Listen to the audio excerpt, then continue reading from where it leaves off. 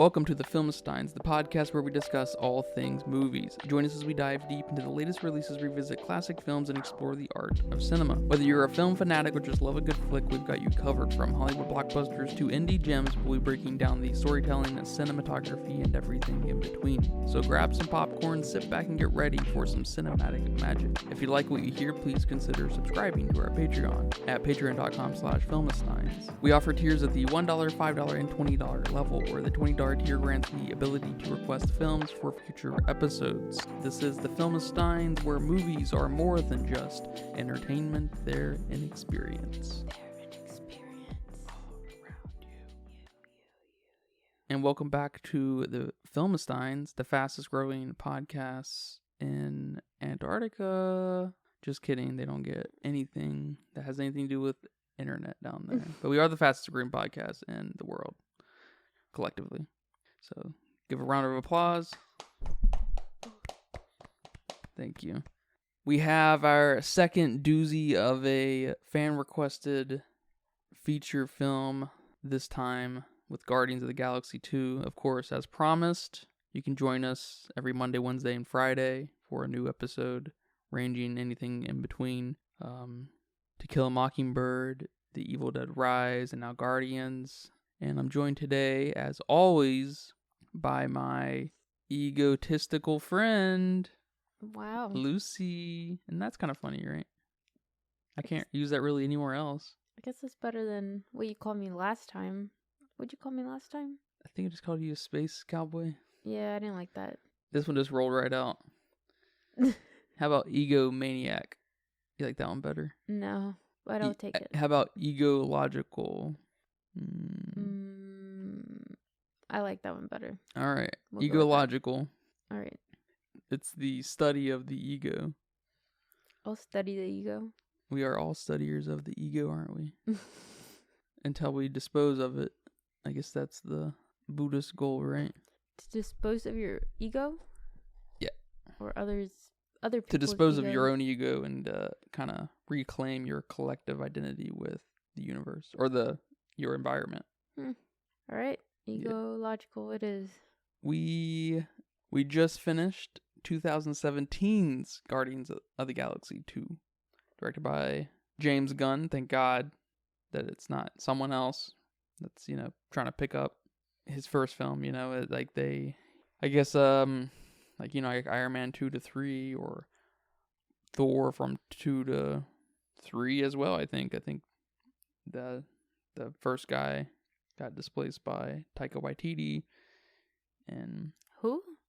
Yeah, I mean, exactly.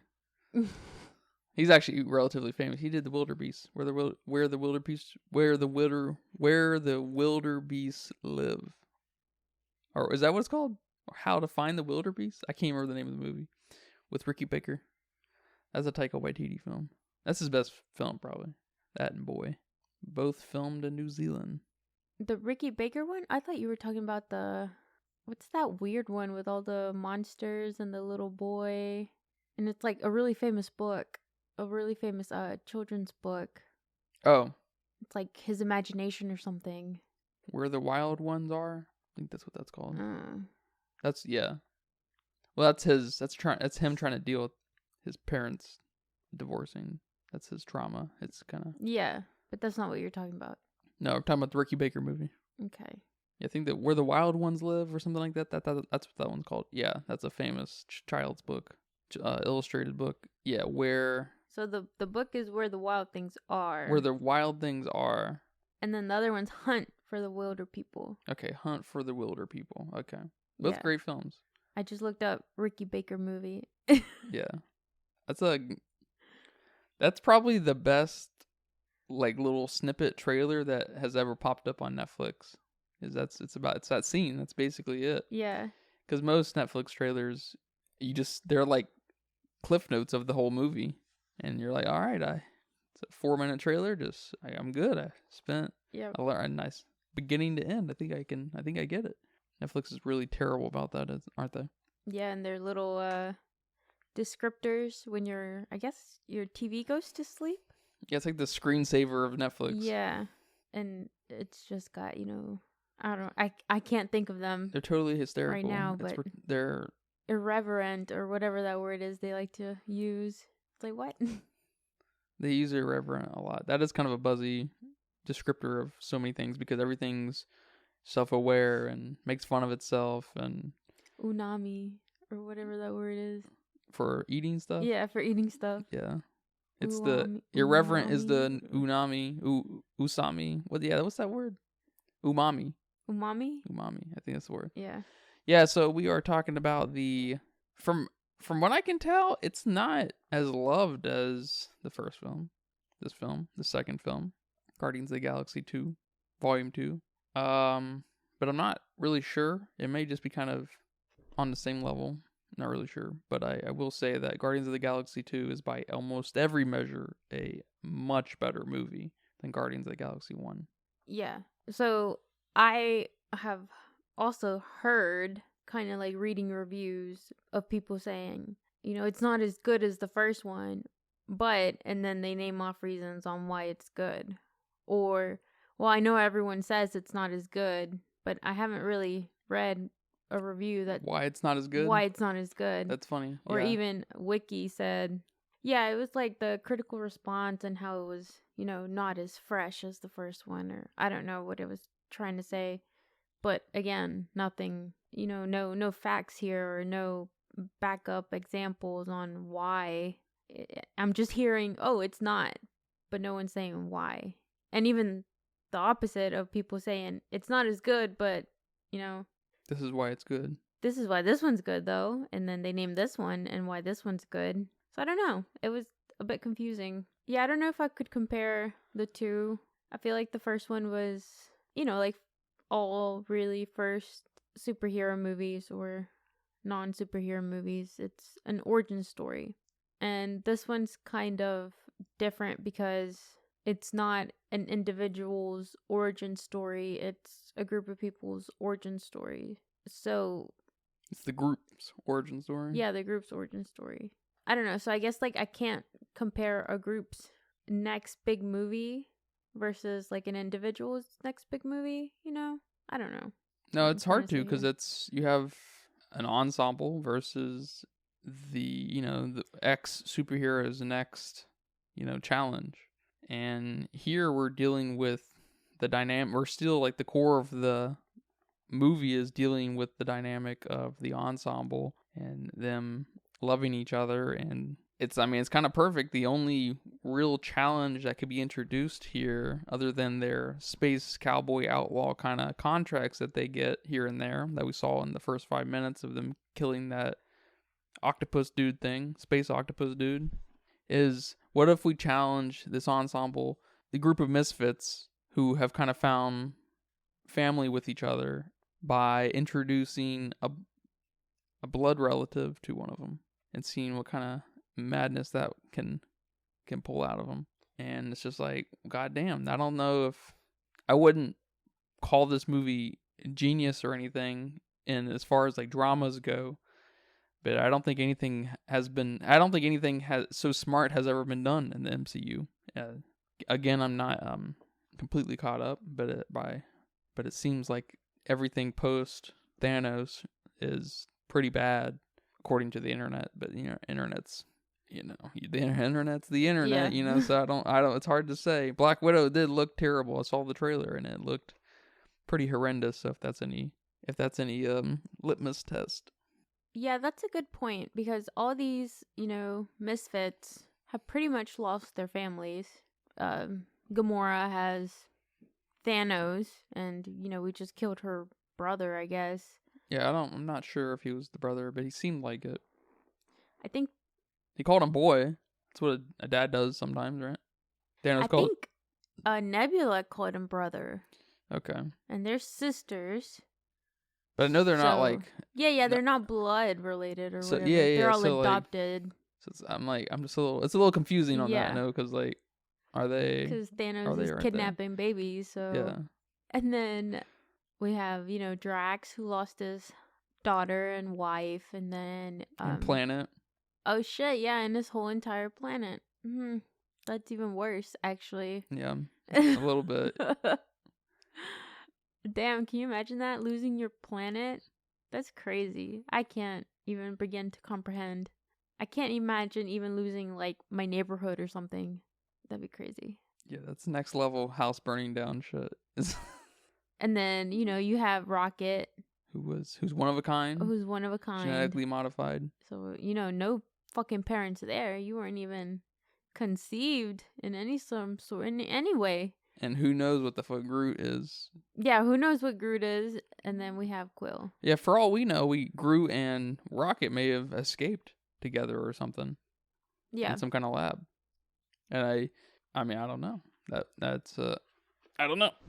But no doubt a group of misfits, and we're now challenged, or our cast is now challenged with this player who's kind of been in Peter's life all along in some way or another. Yeah, not only is that his dad, his biological dad, but it's also, kind of what they call him, a celestial god figure, whatever. I mean, he's got powers, and now Quill has powers that he didn't know he had, and that's kind of cooler than just meeting your regular dad and finding out you're immortal, or you were immortal. I wasn't sure there what happened, because I guess if the planet got destroyed, he said you will be like everyone else, but I mean, what does that mean?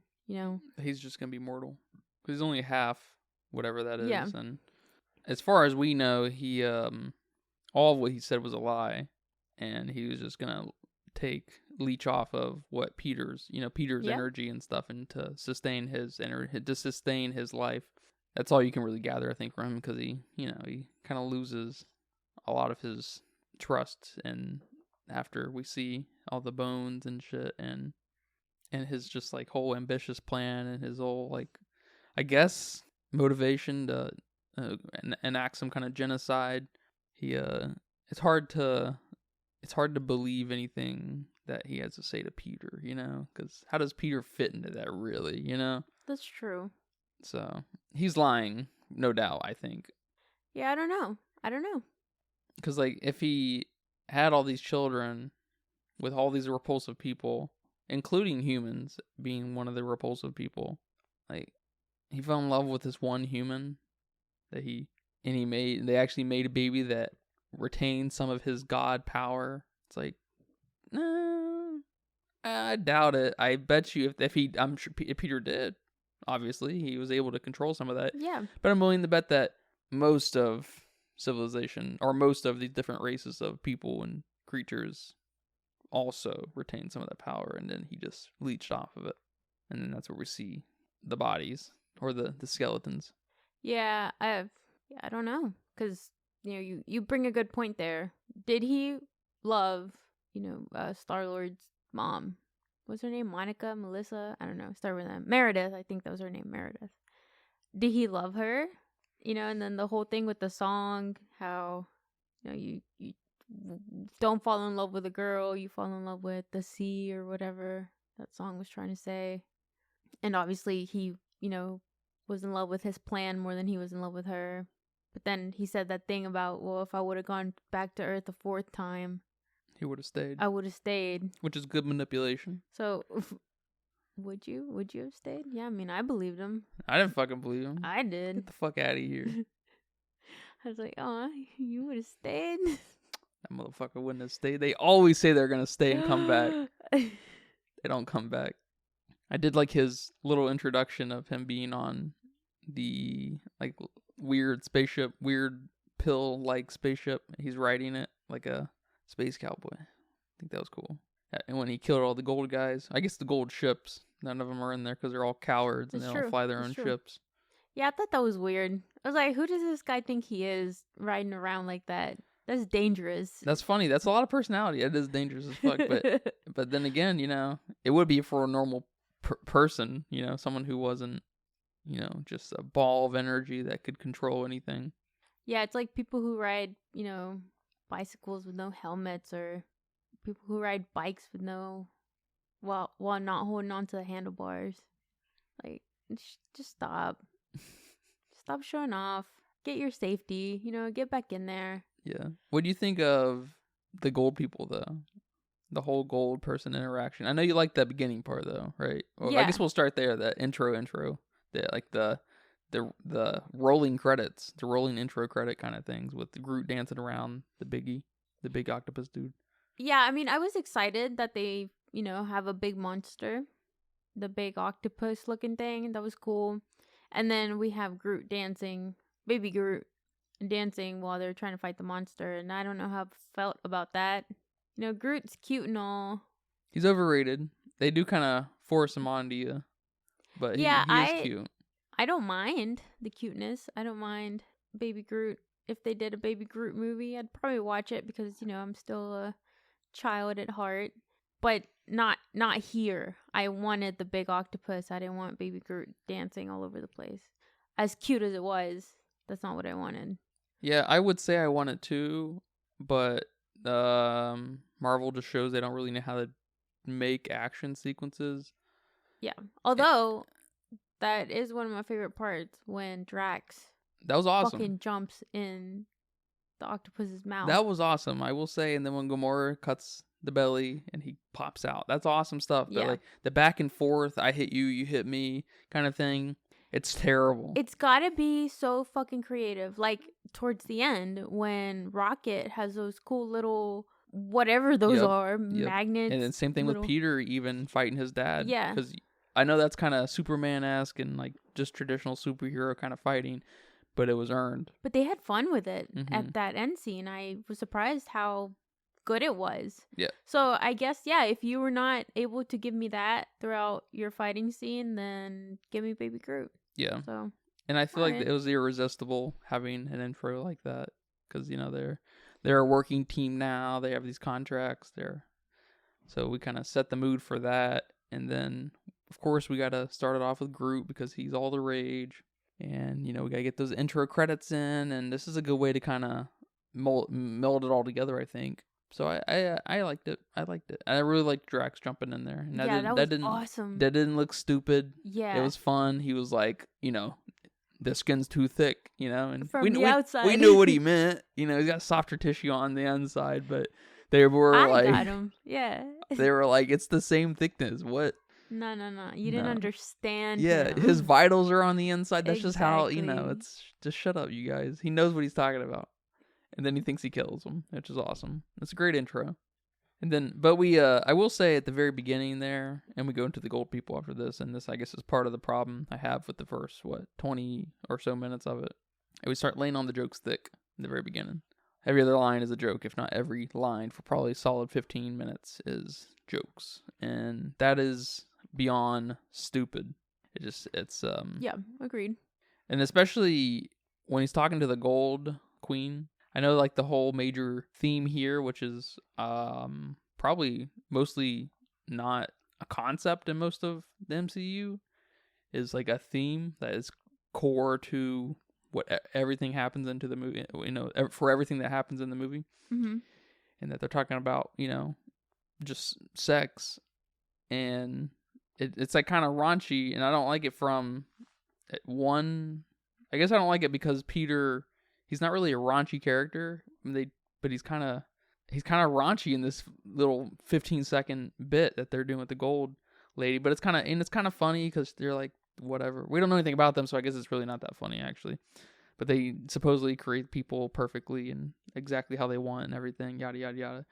And they're talking about like procreating basically, and so it's like, trying to start this whole movie of what is a family and everything to do with family and where family even comes from, and it's just a little too stupid.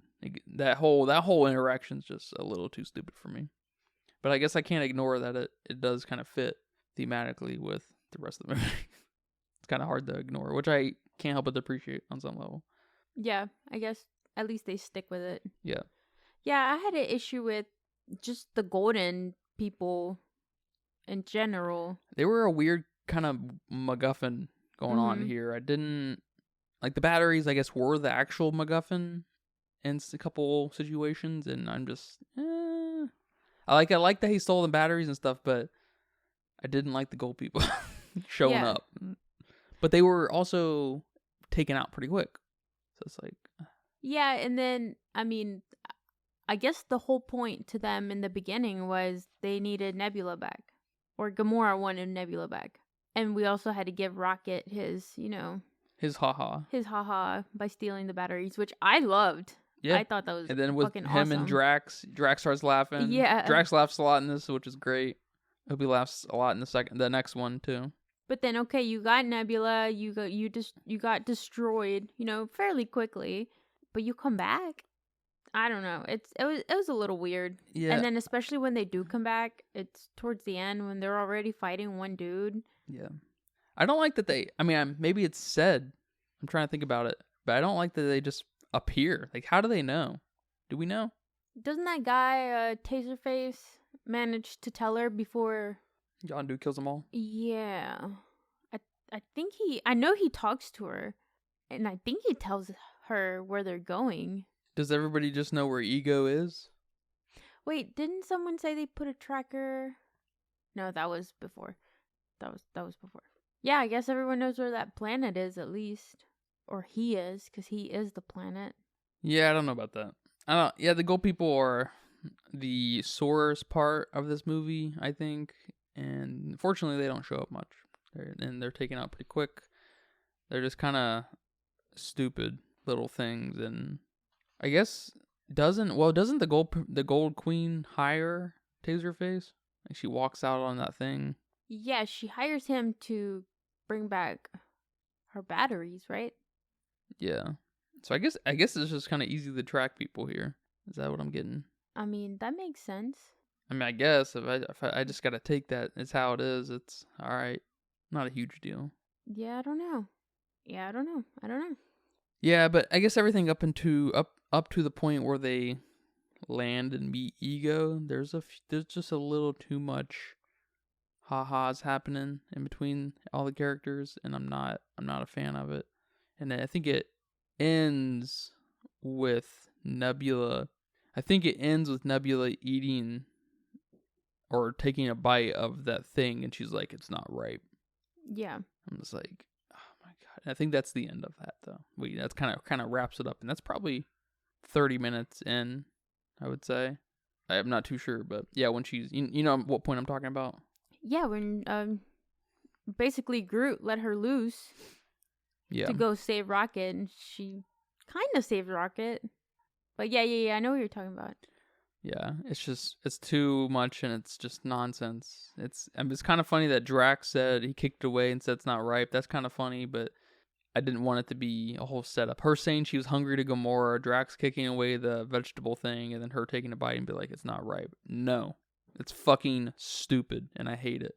Get it away from me. I think some of these jokes would have landed better if they wouldn't have said anything. It's like in some of the dialogue, they explain the joke to us, and it would have been funnier not to say it at all. Like if she would have taken a bite and kind of just made like a quick disgust face and then spit it out. Yeah. And that's it. Not say anything. Yeah. Like I would have liked that a lot better than her saying it. And I got a lot of that with Ego. Like when he was talking, I guess his, heart to heart with Peter. And I don't remember any specifics, I guess. I didn't write them down or anything, but there were just some parts where he was just kind of overstating. Like, okay, we got it. We got what you meant by that. You didn't have to not go the jokes. I thought you were explain about to say some jokes. I was like, I don't remember him joking No, too much. not jokes. No, Ego, and this is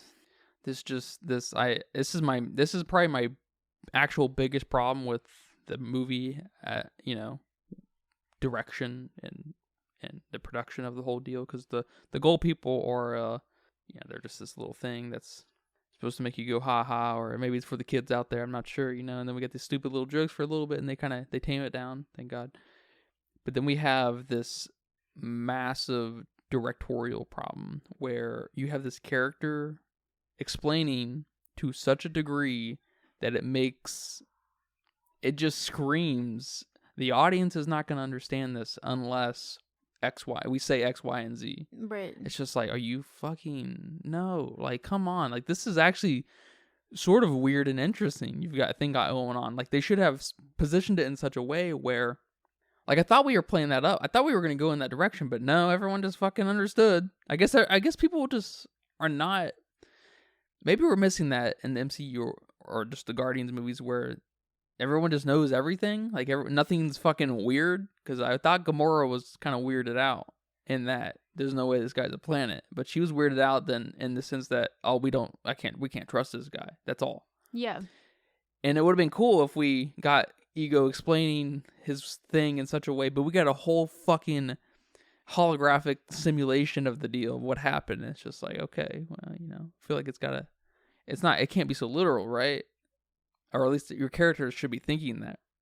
But we should have never saw that little holographic thing, and we should have been told the story in such a way that the characters find out and they're like, what the fuck? He's actually a planet. Yeah. That could have been a big, it wouldn't have been funny, but it would have been a kind of cool moment. But I guess, is that mansplaining? I'm not sure what mansplaining is by definition, but it's like, it makes me feel like they don't think the audience is smart enough to get it.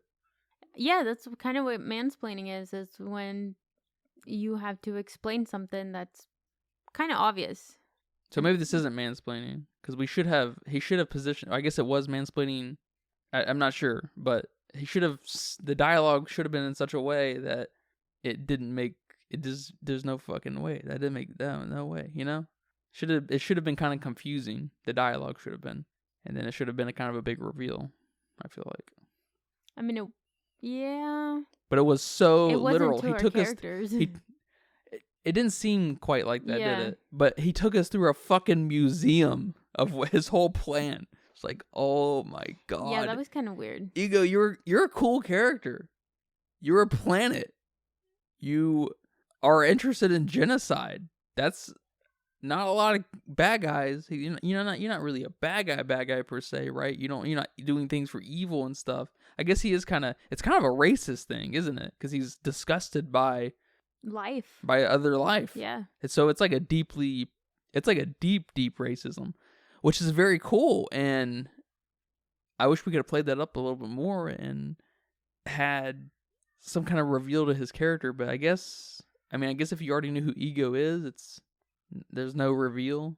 So maybe they're trying to meet people halfway too. So I'm not sure. That was a little disappointing. That's my biggest problem with the core of the movie is that exactly.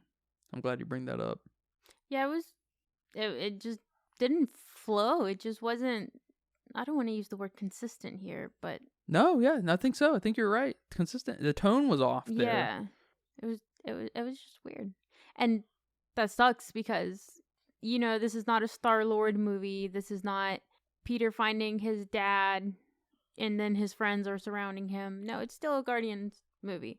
But this is kind of the point of this movie. And it gets a little fucked up. Christopher Nolan gets accused of having characters in his movies that are kind of like Ego, where they will just explain the whole movie to you. And supposedly, you never know because, no one's talking to Christopher Nolan one-on-one, shooting the shit. He's being interviewed by fucking schmucks and they're trying to get something out of him, so it's all PR nonsense, right? But they say that that's kind of a producer's call, that these producers they're trying to meet the audience kind of halfway so they can be a little bit more entertained and not be challenged as much. But Christopher Nolan doesn't want to include a lot of those characters. So it just kind of makes me think of that. Wait, so he over-explains to his audience, or he doesn't? He'll have a specific character that will be the explainer. You see what I'm saying? Kind of. Like, there will literally be a character in his movies who asks questions to people throughout the movie, or they will just be like, something happens, and then they'll tell you exactly what happened, even though if you connect some dots, you should be able to kind of come to that point.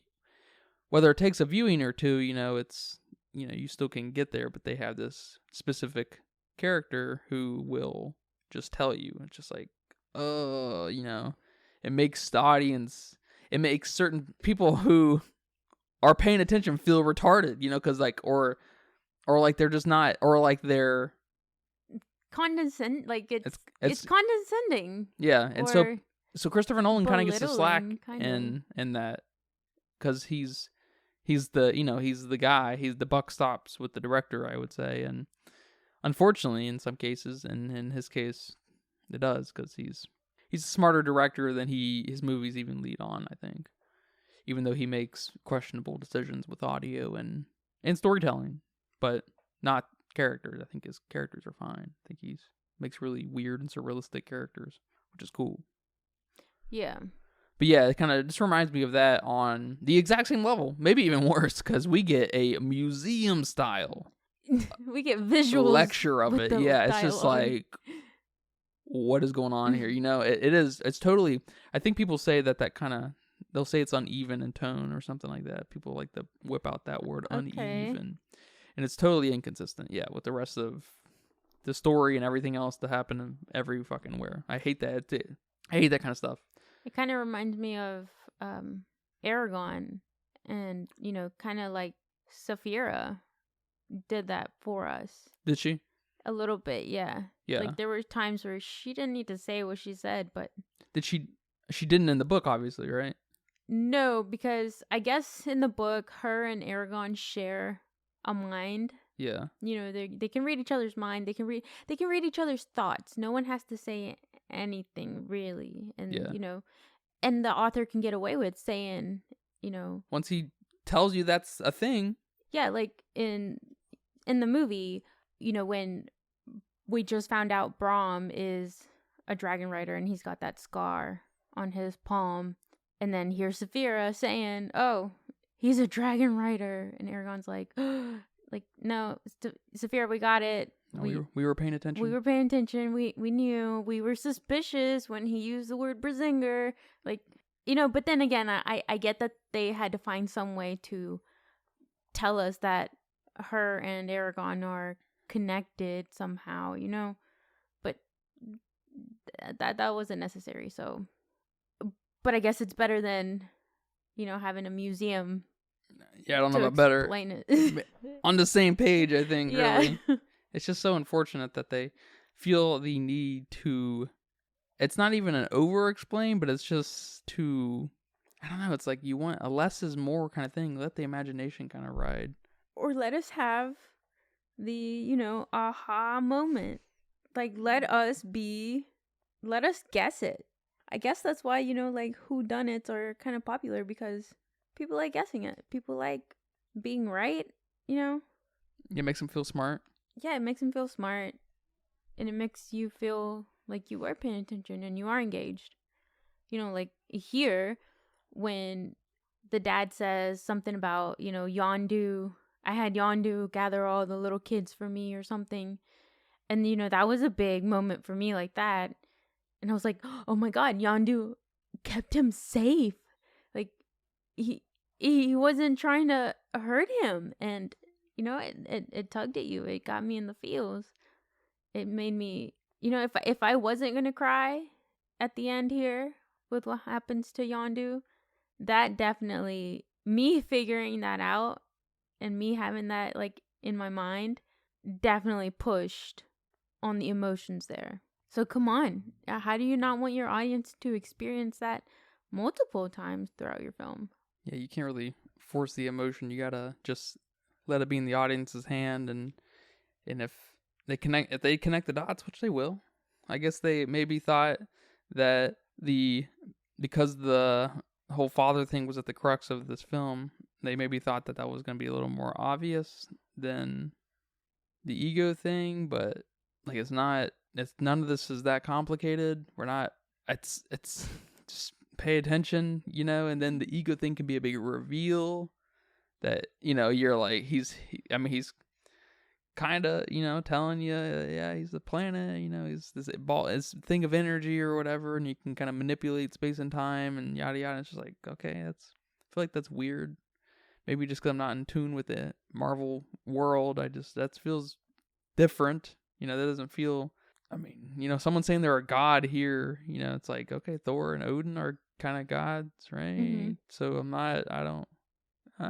you know, so it's just, you can kind of, I don't know, they can kind of beat around the bush, I guess, and then these characters can be like, what the fuck? You know, because Peter can maybe be the character on the end. He's like, you know, because his dad's teaching him that he can use these abilities, and you're just like, what the fuck? You know, what is going on? And I don't know, it's just definitely can make your audience feel like It's almost like they tried to explain it too much that they kind of confused you, you know, because he said that. He's like, you know, I am the planet, or however he said it. Yeah. And then we have, you know, a few minutes later with Gamora, I guess she's, you know, she's upset, she's mad, and she takes her sword and like slices a flower.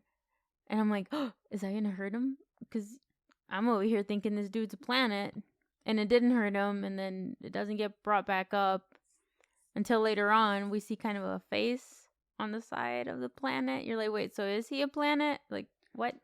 And then I think at one point we were like, so is he killing people? Is he trying to reproduce? What is this guy trying to do here? So I don't know. Maybe it was a little bit too much explaining. Yeah, I will say the CG in this film starts to decline, like the rest, like a lot of the later MCU films. I don't know what happens there. Things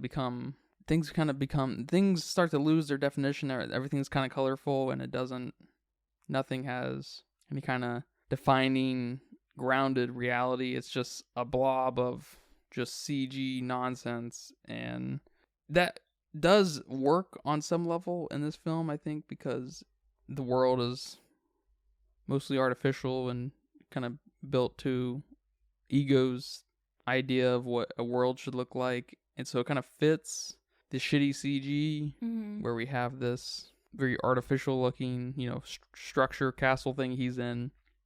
I do kind of like the fish thing that he has out front. It's very whimsy and weird, and it kind of works here with me, but things really start to look bad, especially when we, you know, are in space. And I think that was a problem I had in the first film too, right? Yeah, and you didn't like the space. I know space stuff is just hard to pull off because we can't really simulate spacey physics on Earth, and it really affects the end there with Yondu and Peter. When Yondu saves Peter, he flies him out to outer space to get off the planet, and it just looks so bad. It looks so bad, and it's in a really emotional part, and I hate it for anyone who's invested in the director because it looks terrible. I can't believe how bad the space travel looks, including ships too. Things just moving in outer space away from a rock without any kind of point of reference just sucks. Yeah, that whole Yondu Peter scene felt off to me, and I couldn't quite put my finger on it, so I wonder if that's what it was, that it just, you know, space just looked bad. Because I was thinking maybe it was because we didn't have, you know, an emotional scene with them. We never had this heart to heart. We never had anything kind of like that with them. So I thought maybe that's what it was. It felt a little maybe forced, I guess. Peter just realized that this dude cares about him. But this dude, you know, like my boy Rocket, they're emotionally retarded. They don't know how to express in words how they feel. So they say shit like, I'm glad we didn't eat you, you know, instead of I love you, or I was always looking out for you, you know. And then you have your, you know, Star-Lord's, you said it in the beginning, he's not this raunchy dude. He's a vulnerable ass person. He's a man-child. He wants the hug and the I love yous and the whatnots. And, you know, we get a little bit of that from what he wants from Gamora. You know, he wants her to say that there is something here because he feels it. He knows it. He wants it to be said. So I thought maybe that was what was missing here, that, you know, Yondu's emotionally stunted and, yeah, you know, but I don't know. I wonder if could have been the presentation. Because we as the audience, we had that moment though with Yondu. and Peter without them being there when we found out, Right. So we already had that. Peter didn't have that, but we did. So it should have been a moment where you got kind of a home run out of you, and it does and it doesn't, because I think it might have something to do with how it looks, because it looks. I cannot overstate it. I'm sorry. It looks terrible. Because when he grabbed his face, when Yondu grabbed his face, and, kind of like this tender moment, it didn't feel tender. But then when we got a really close-in shot of Quill, or Peter trying to, I guess his name is Peter Quill, of him trying to grab the little button thingy that would protect him, I think. I don't know. We got a zoom-in shot of him, like, just grabbing something to help Yondu and save him. Yeah, that thing, like, insulates him. So that made me, like, made my heart feel some sort of way more than Yondu grabbing him on the face. And I wonder if it was that. I wonder if, because one was a close-up shot to that, and the other was. Yeah, I definitely could. That definitely could be it. I was just too invested to notice anything else. See what was going to be said here between a father and a son. See, this is why we need to minimize the use of CG, and I know they have painted a world of an outer space world of it's colorful and just not realistic in any way whatsoever, because a realistic outer space is extremely sterile and brown, and your yellow reds, and it's not fun to look at. It's very boring. Yeah. As far as personality and style goes, and all these NASA photos that we get from outer space, especially of nebulas, are treated by artists, and none of them are accurate. And they're awesome looking, but they're non-representational. Yeah, I mean, other than form. Yeah, kind of like when you see pictures of dinosaurs. Mm-hmm. Yeah. We didn't know what color they were. We didn't know really what they looked like, besides their, skeletons. Yeah, their the general fossils. shape. And then, you flip through your chemistry book and you see, colorful electrons or whatever. Like, no, that stuff is kind of made up too. Mm-hmm. Yeah, all that stuff on a microscopic scale looks identical. It's just doesn't even have any representation. But you got to think about. Eye. Sorry, what did you say? To the human eye, I should say. Okay. But you got to think about how popular space.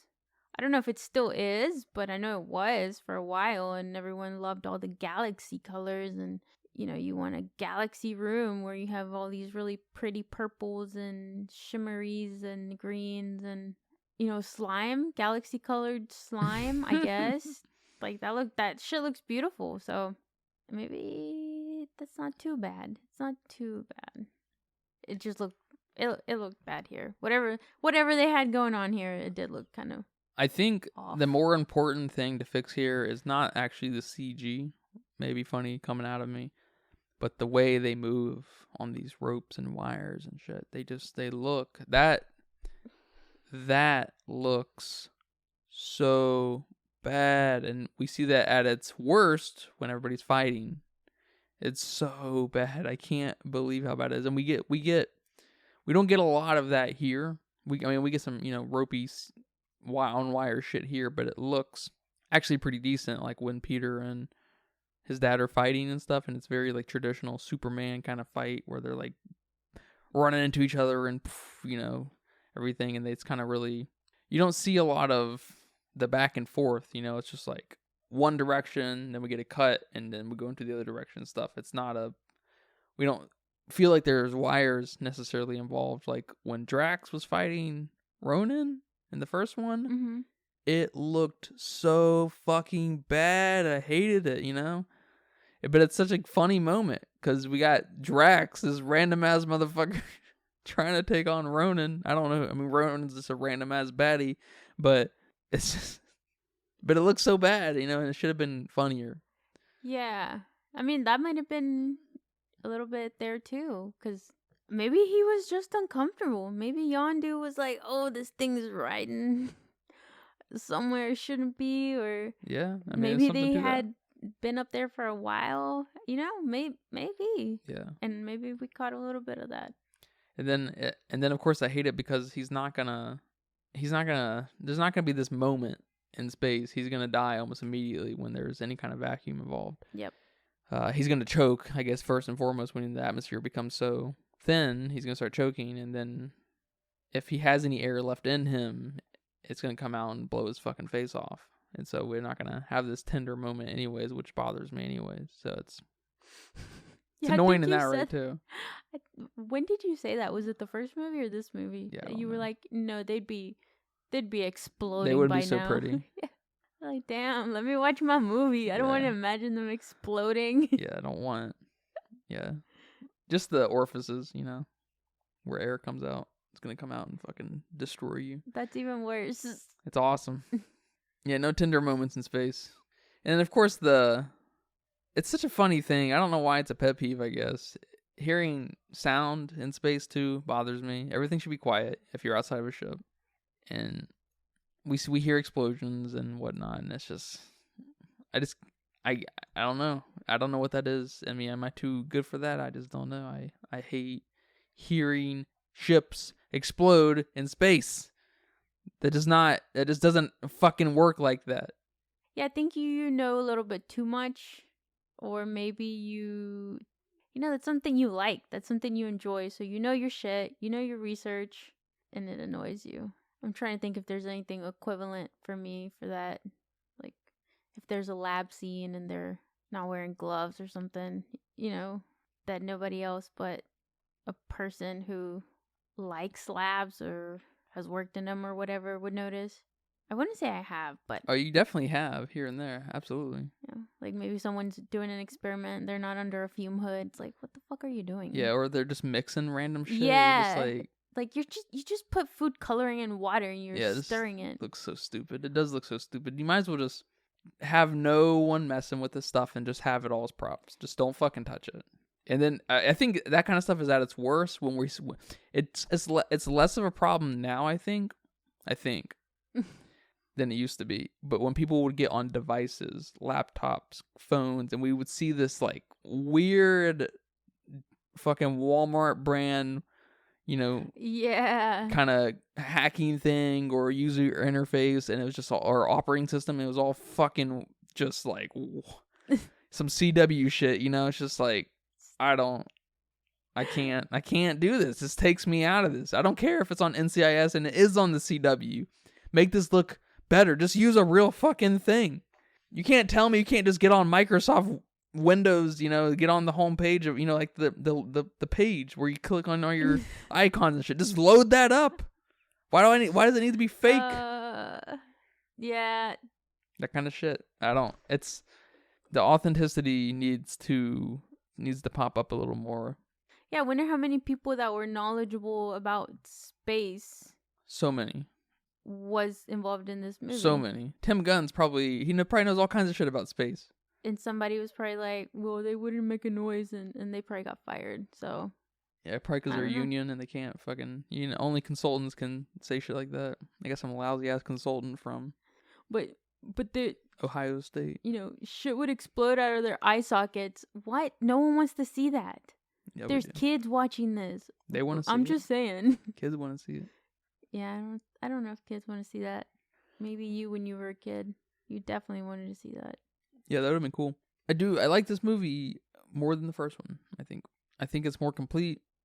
I think it has some of the problems are worse. Some of the problems that exist in the first one and exist here are worse here. And I think even a serious ass problem like the dad ego explaining things. I think that's a mega filmmaking problem. I don't think that's a MacGuffin problem. I don't think that's a CG problem. These things that are not the biggest things, but that's like that. I think that can potentially be pretty killer to your film. But the crux of this film is so good that it really kind of elevates it to a different level of a Marvel film, at least. I think this is better. I think this is the best. I think this is the better of the two. I do. Yeah, I don't know. I think maybe I'd have to spend more time thinking about it. But definitely in this one, I had a favorite character. And I don't know if I've ever had a favorite character and then that character fucking dies. Because Yondu was kind of okay in the beginning. I thought his little, like, what is that thing that he controls with the whistle? The fin. Oh, the arrow. The arrow, yeah. I thought that was kind of cool. That's a cool thing to have. And then he's in this one, and you start getting bits and pieces about him that make you like him, make you understand him as a person or whatever alien he's supposed to be. And then you have the interactions with him and Rocket, and then you understand that they're both, mistreated, misunderstood creatures, and you feel for him. And then I already love Rocket, so I'm extending that feel to this other guy. And then you find out about him protecting Peter, and you're like, oh shit, like this dude's a good dude. Oh my god. And then they're gonna go rescue him, and then he stays behind and tells Rocket, like, just go. And then Groot tells him, welcome to the Guardians of the Galaxy. Yes. And I guess I knew from from when Ego said that about Yondu. Like, I felt the lump in my neck. Oh no. And then I guess I was just waiting for it. Cause I'm like, well, I wasn't waiting for him to fucking die. Let me say that.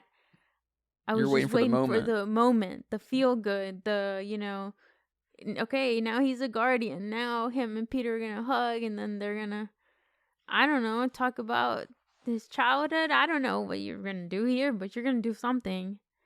But no, you fucking kill him. And then the scene where he's dying was a little bit off, so it didn't completely destroy me like I thought it was going to. Why was it off? Because we just talked about that. Oh, I was thinking the cremation scene. No. The scene where they're died. In space, where I guess. Died. Where he's freezing, I guess. So after he freezes, then it starts coming a little bit, and then they cremate him. That's probably up there on my favorite parts, because that's so cool that they cremated him and threw him out in space. Like, that's awesome. If that was a choice, I'd probably pick that like 5th on my how to die or how to get, I don't know what the fuck you call that, burial practices. I don't know what to do with my body after I die. Like, that's pretty cool. That's top 5. And I think that was when I just started crying, and it just wouldn't stop. And that lump was still there, and it had to come out. And then you have all these people that show up for him, and I'm like, man, now I'm gonna cry on the podcast. And they told me at the very beginning that they weren't coming. He wasn't getting a Ravager ending. Yes, and he did. And I'm like, did. Fuck you guys. Like, okay, good, you showed up for him, but screw you guys. Another little missed opportunity with them was ending it right then. They should have had no ending credits. They should have had no little silly things after the funeral, and just went black and then credits rolled. I wish that would have happened too. Ending on a sad note. You can't.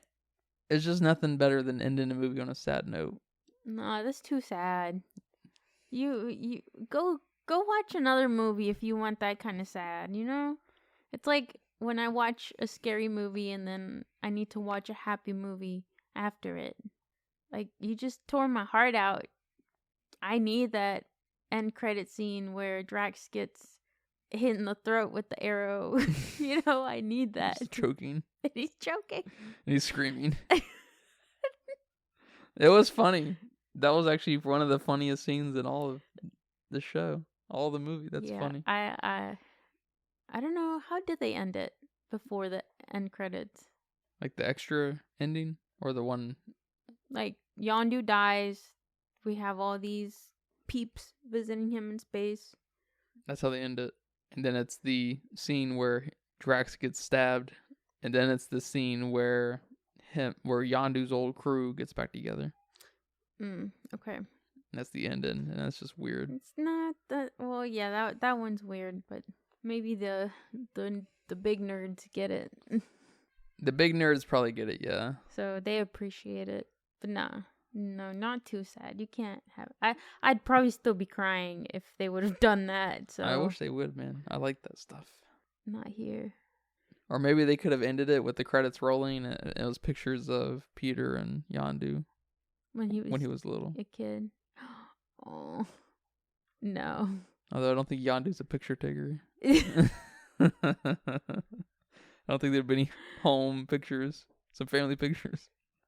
One of the coolest, the absolute coolest bit of CG in this film, which was pretty cool. It's probably the coolest CG out of all of the MCU happened in this film. You know what I'm talking about? When everyone's getting squished? No. Okay. I guess it was probably around that same time, though.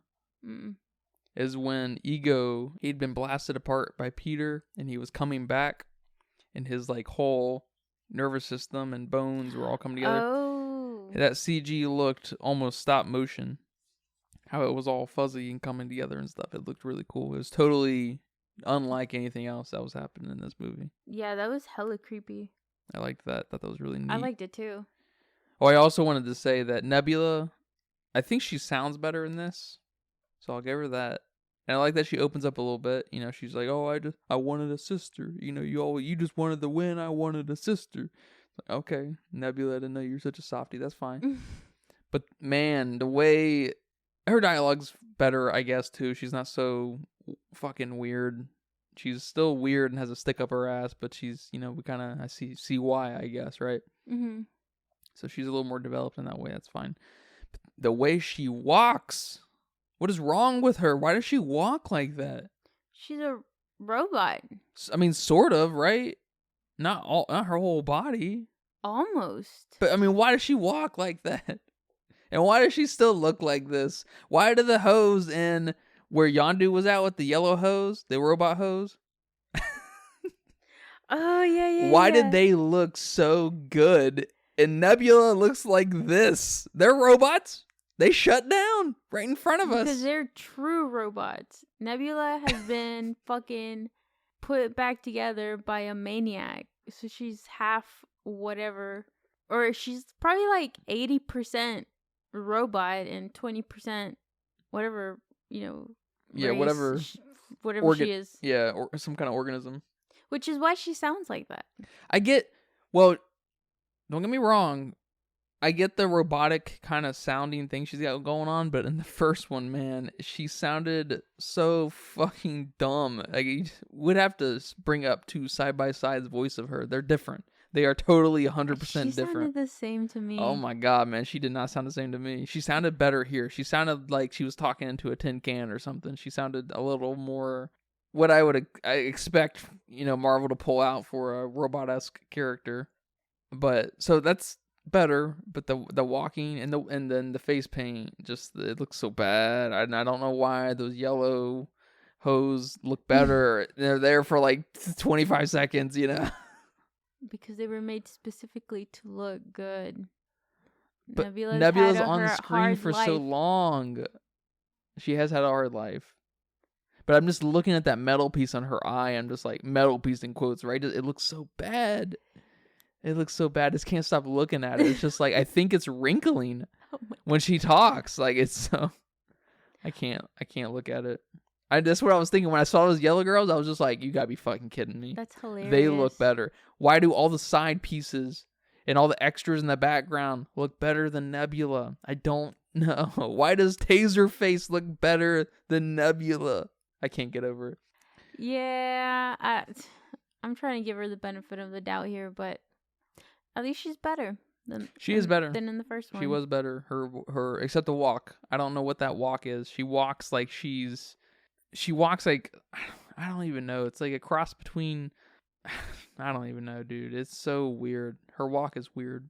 And then she walks, she has like that, I don't know what you want to call it, like a militant kind of walk, I guess. It's kind of steppy and Nazi-esque, and then she's got this one walk at this one scene where she like sways her hips. I'm just like, what is going on? Why is she switching? Walk stupid like you were. Now you're doing this. And it's like this is the first time you've done this walk. I don't like that. I don't like her performance. I don't like anything about Nebula. So hopefully in the third one she's better. Unless does she die throughout the rest of the MCU? I'm not sure. I know something happens to her and Gamora with Thanos. I don't remember though. I don't remember. Yeah, I just had to bring that up. Not a Nebula fan. Gamora's cool. Drax is the best. Drax laughs a lot in this film. It's funny. I like that. Yeah, he does. I like that. Yeah. I think he's a little bit more I don't know how I want to put this. He's a little bit quieter, even though he fucking laughs out loud like a hyena. He's a little bit quieter here than he is in the first one. Like just his demeanor, I guess. Yeah. Almost all of his interaction is with Mantis, which I like Mantis's character quite a bit because she's kind of his opposite in a weird way, and they have they knew that they may have designed that character for Drax really, and they complement each other in a funny way, and their dialogue is probably all their dialogue that they have between each other is probably my favorite part of the whole movie. All of them, especially when he calls her disgusting, and he starts gagging when he thinks that she wants to be intimate with him or whatever he said. That's so funny. That's probably the only time I really laughed in the movie. I love Batista. Yeah, I probably laughed at every interaction he had with somebody. That's for sure. That's good. Especially in the beginning when Rocket stole those batteries. That I don't know why that was great. That was fucking great. And then that was great. He's showing Drax and he's like laughing. Yeah. It's like two fucking goofballs. And they shouldn't have stolen those batteries. Yeah, I hate that. I guess I'm still hung up on the gold people a little bit. I like that one bit where she's like walking real slow on the carpet and like this so stupid. That was too stupid for me. It's too stupid? Yeah. And I don't know. It was a little too stupid for me. Yeah, I'm not a fan of the gold people. Yeah. It's kind of lousy that they just like their planes are all telecommunicated and they're not actually in there, and it's kind of lame. I don't know. I'm kind of hung up on them. I think they're in the third one too. Oh. So. Okay. So I'm not sure how that's gonna play out. So no wonder they kept them in this one for so long, because they wanted to bring them back. Yeah. Hopefully they're not like the major bad guy. I don't know how they're gonna. They made them look so stupid in this movie, intentionally so. They just kind of I think showed up a little too much. I don't know how they're gonna spend them being the main bad guy if there is a main bad guy in the next one. I assume there's got to be a main bad guy. It's because it's a Marvel movie, but I don't know. I think a Marvel movie could not. I think it could do without a main bad guy and be very good. Like a side bad guy? No, like the first one? No. Ronan was the main bad guy there. He was just, What do you mean? Like just as in if the bad guy maybe is your trauma or something. Nothing, no baddie. It's just more of a character study. It human sounds like condition problem. The first Captain America and the first, well, no, not the first Iron Man. Captain America, isn't it about that red dude? The first Captain America? I think it's just his origin story, right? Well, that's the first few minutes. And then he, his like task is to kill that red dude, Hydra or whatever. Oh, yeah. Yeah.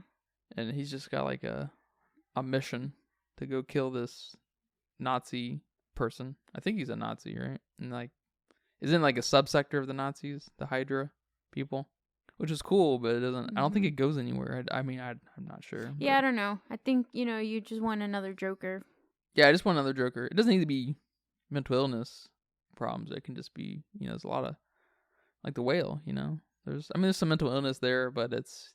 Sounds like you just need another genre. You don't watch. I want that genre in the MCU. I think it could have worked really well with Thor. I think with him being real insecure and not feeling worthy. It doesn't need to be as dramatic as the Whale, but something something something of a character study of Thor and him, kind of rediscovering what it means and what his purpose is in the world, and him overcoming his smallness. He's not this big dog. He's got all these earthlings that could beat the shit out of him.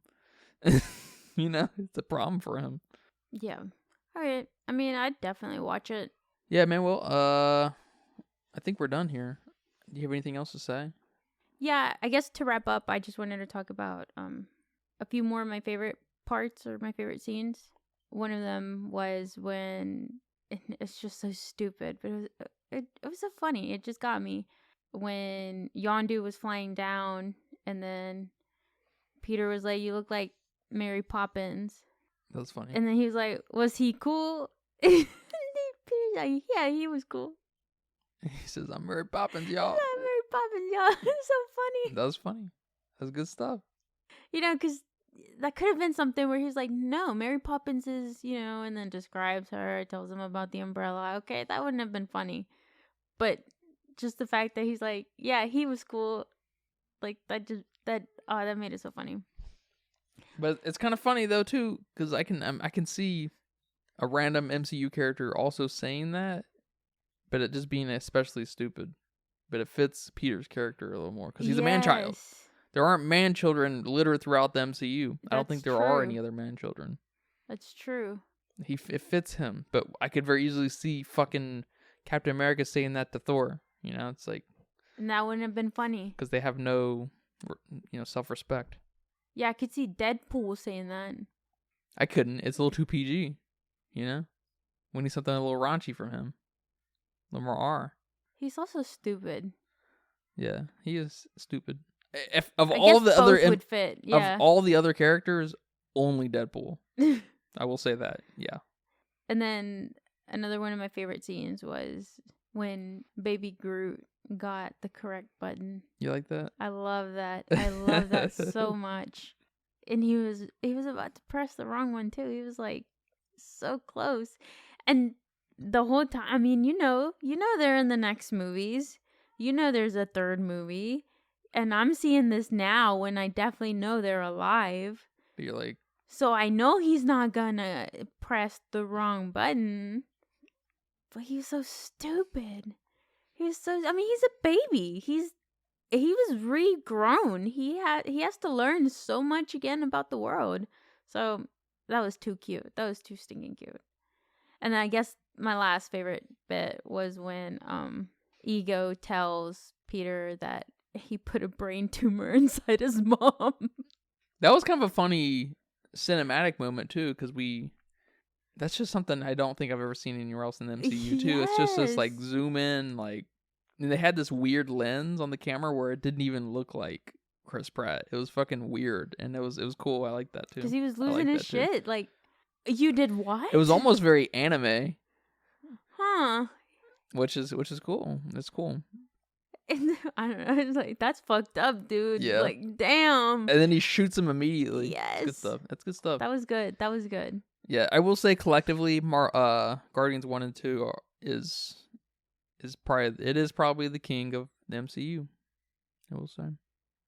I have a soft spot for Spider-Man, and the first Iron Man stands on its own, in that it's a fun movie about country affairs and dealing weapons and stuff.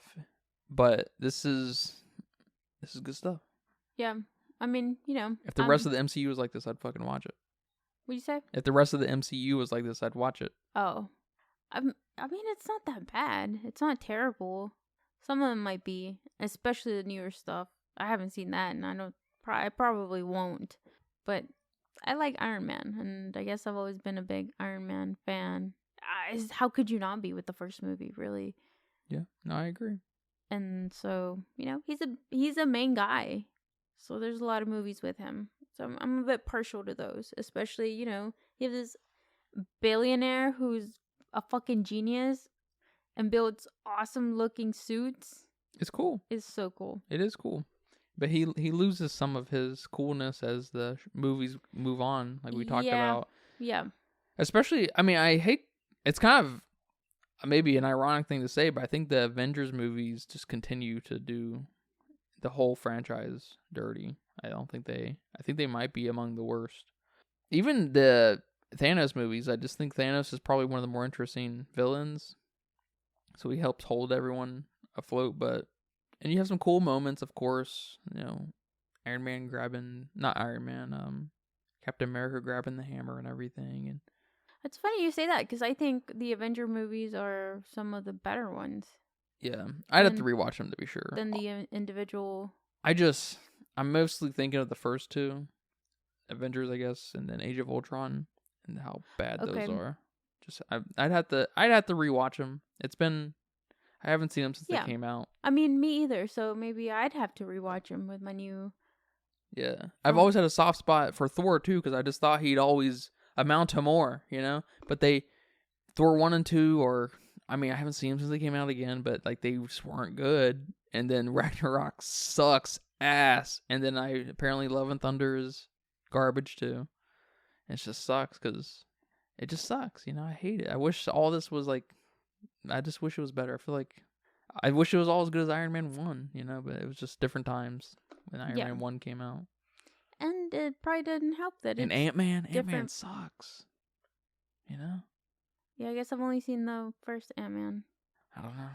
Not a superhero fan, I guess. I gotta work really hard to find some things I like in it. Yeah, maybe we'll go through them all at some point. Would you like that? Yes.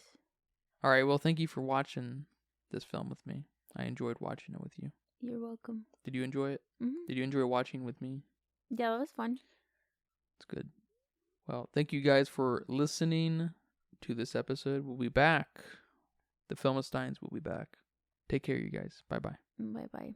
And that's a wrap for today's episode of the Filmsteins. Thanks for tuning in and joining us on our cinematic journey. We hope you enjoyed our discussion and gained some new insights and perspectives on the world of movies. Don't forget to subscribe to our podcast on your favorite platform, especially Patreon at patreon.com/Filmsteins, and follow us on social media for more film-related content. We love hearing from our listeners, so if you have any feedback, suggestions, movie recommendations, or book recommendations, please feel free to reach out to us. Until next time, keep watching and keep loving the magic of movies. This is the Filmsteins signing off.